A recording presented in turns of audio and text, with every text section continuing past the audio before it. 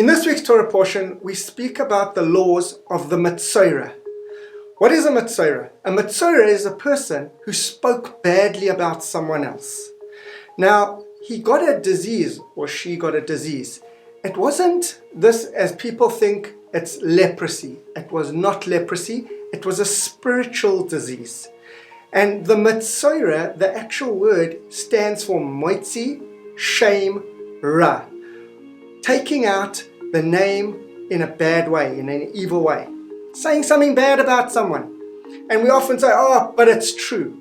That doesn't matter. So what happens to this person? They have to go and isolate outside of the camp.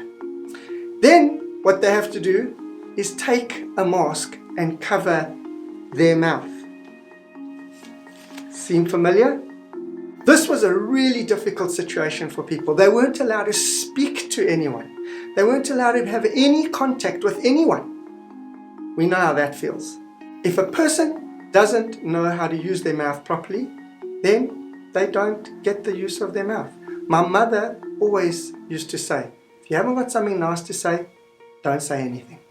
After spending a few days on his own, he learns his lesson and the spots disappear, and then he's allowed back into the camp.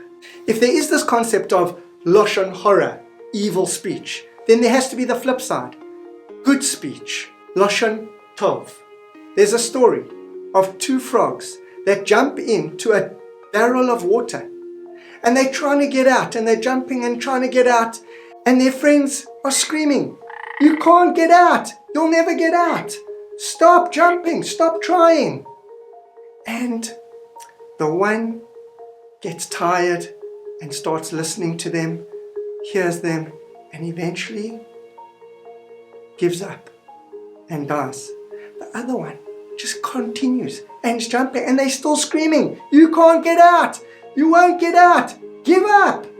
And he jumps and he gives one last effort and he jumps up and he gets out, and he looks at them and they look at him. They said to him, how did you get out? How did you manage? We never thought you could do this.